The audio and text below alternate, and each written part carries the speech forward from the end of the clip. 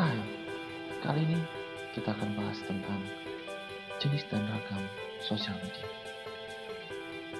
Seperti yang kita ketahui, cukup banyak ragam jenis sosial media. Tapi, para ahli akan mengelompokkan menjadi beberapa jenis. Ada dua yang akan kita bahas dalam kelompok besar ini. Yang pertama, menurut Kotler dan Keller, sosial media terbagi menjadi tiga.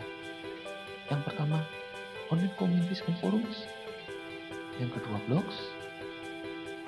Dan yang ketiga, social networks. Sedangkan menurut Kotler dan Hendon, sosial media terbagi menjadi 5. Yang pertama, konten. Kedua, blog and microblog. Ketiga, proyek kolaborasi. Keempat, virtual game mode. Dan kelima, virtual social world. Dari berbagai macam jenis dan ragam tersebut, mari kita simak penjelasannya seperti berikut.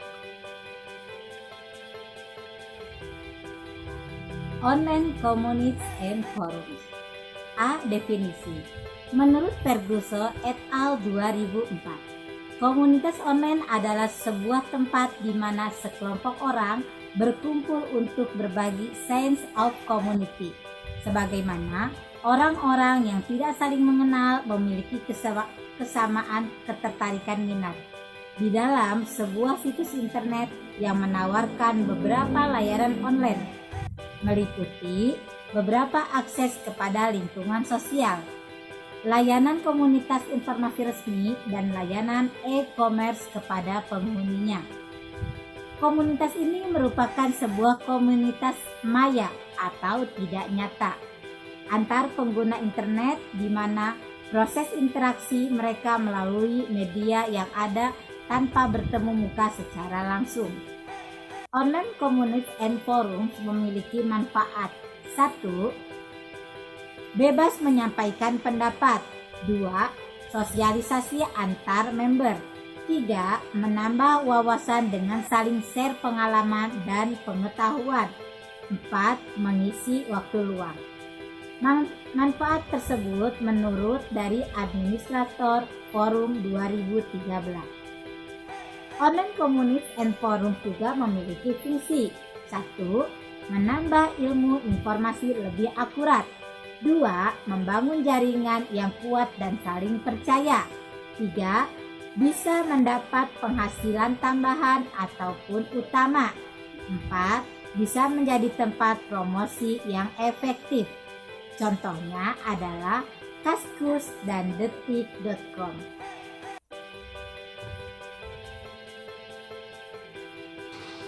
Blog adalah bentuk aplikasi web yang berbentuk tulisan-tulisan pada sebuah halaman web.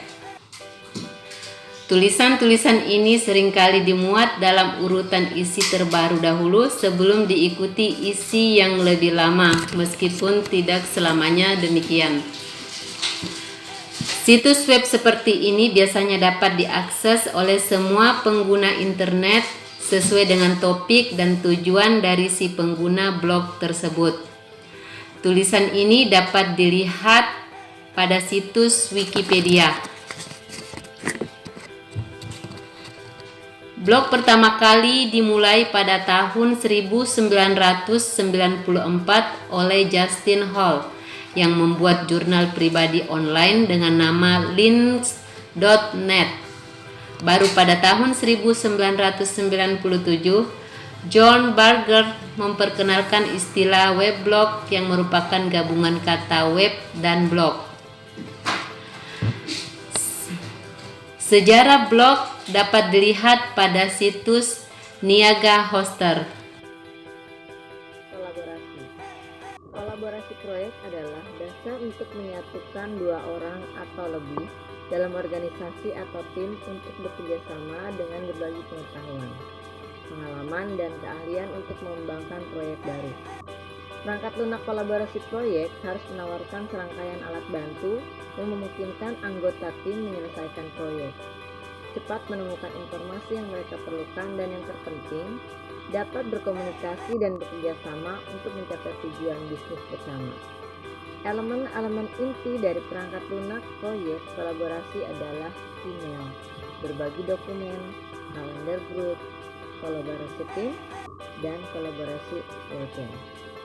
Manfaat utama kolaborasi: ciptakan ruang kerja, berkolaborasilah dengan tim dan lacak kemajuan. Laporkan masalah penting dan dapatkan solusi langsung dari para ahli dalam tim dengan forum proyek. Buat keputusan cepat melalui obrolan grup dan hilangkan keputusan untuk saling berkirim banyak email. Berdayakan individu untuk bekerja sama dan memunculkan potensi grup Anda.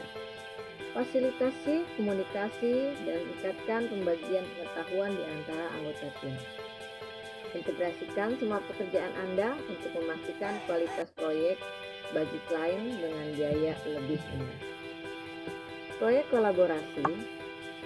Zoho Project adalah perangkat lunak kolaborasi proyek online Anda. Zoho Project menyediakan serangkaian alat kolaborasi proyek yang membantu anggota tim yang terlibat dalam proyek untuk bersatu, membuat rencana berkolaborasi, dan menyelesaikan pekerjaan lebih cepat. Ini akan membantu Anda menciptakan ruang kerja proyek untuk meningkatkan produktivitas, mengurangi biaya, dan secara drastis meningkatkan upaya kolaboratif di seluruh tim yang terpisah secara geografis. Baik, di sini saya akan mencoba menjelaskan sedikit tentang konten. Media sosial yang memberikan informasi para user dari pengguna situs web ini saling men-share konten-konten media, seperti video, e-book, gambar, dan lain-lain. Contohnya YouTube. YouTube adalah sebuah situs web video sharing, di mana para pengguna dapat memuat, menonton, dan berbagi klip video secara gratis. Tidak beda jauh dengan MySpace dan video, YouTube yang khusus untuk menampilkan video menjadi sosial media untuk mempromosikan klip-klip dari musisi terbaru, film-film baru, dan cerita-cerita seru. Nah, dari penjelasan di atas dapat diartikan kalau YouTube berfungsi juga sebagai media promosi, media informasi, dan media komunitas bagi seseorang.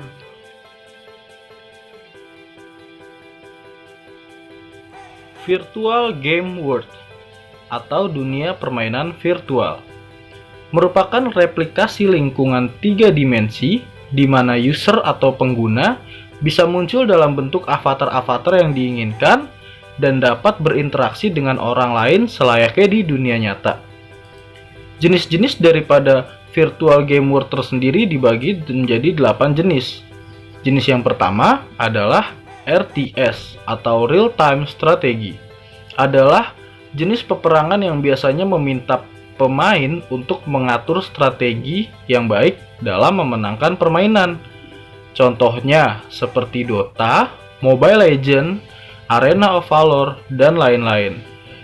Jenis game ini biasa disimpulkan sebagai game MOBA. Dan jenis game yang kedua adalah FPS atau First Person Shooter. Adalah jenis game yang berhubungan dengan tembak-menembak. Contohnya seperti Point Blank, Crossfire, Counter-Strike, dan lain-lain. Jenis yang ketiga adalah RPG atau Role Play Game. Adalah permainan yang memiliki karakter-karakter khayalan yang hanya ada dalam sebuah dongeng. Nah, jenis game RPG ini dibagi menjadi 2, yaitu LARP atau Live Action Role Playing dan MMORPG atau Massively Multiplayer Online Role Play Gaming. Jenis yang pertama yaitu LARP atau Live Action Role Playing ini adalah game RPG yang permainannya hanya digunakan oleh satu orang dan bersifat adventure atau petualangan. Sedangkan yang MMORPG atau Massively Multiplayer Online Game adalah game yang bisa dimainkan oleh 2 atau lebih dan dimainkan online dan bersifat petualangan. Contoh dari permainan RPG adalah The Lord of the Ring, Final Fantasy, Ragnarok, Narnia, dan lain-lain. Kemudian jenis yang keempat adalah live simulation game. Adalah permainan yang memiliki karakter yang dapat melakukan kegiatan sehari-hari yang biasa dilakukan oleh manusia di dunia nyata. Seperti namanya live simulation game. Game tersebut adalah simulasi dari kehidupan nyata manusia di mana permainannya seorang pengguna harus melakukan aktivitas layaknya manusia normal. Contoh dari permainan ini adalah The Sims, Harvest Moon, dan lain-lain. Kemudian jenis yang kelima adalah Vehicle Simulation. Adalah game yang mengharuskan pemainnya untuk bisa mengoperasikan kendaraan baik darat, air, maupun laut seperti versi aslinya. Contoh dari game ini adalah Underground, Most Wanted, BMX, Downhill, dan lain-lain. Kemudian jenis yang keenam adalah game aksi, di mana jenis game tersebut membutuhkan ketangkasan dari orang yang bermain game ini. Contohnya seperti Div Jam, Smackdown, dan lain-lain. Untuk peringatan, game aksi bukanlah game yang pantas untuk dimainkan oleh anak usia 18 tahun ke bawah. Jenis yang ketujuh adalah game petualangan. Game petualangan ini adalah game yang bersifat adventure di mana pemain harus melewati stage berikutnya dan menghadapi tantangan berikutnya untuk bisa naik level. Dan jenis yang terakhir adalah game aksi petualangan. Game ini adalah gabungan daripada game aksi dan game petualangan di mana permainannya harus melewati tahapan baru, namun kita harus melakukan banyak pertarungan dalam game tersebut. Game ini juga dikategorikan untuk permainan anak yang sudah 18 tahun ke atas. Sekian dan terima kasih.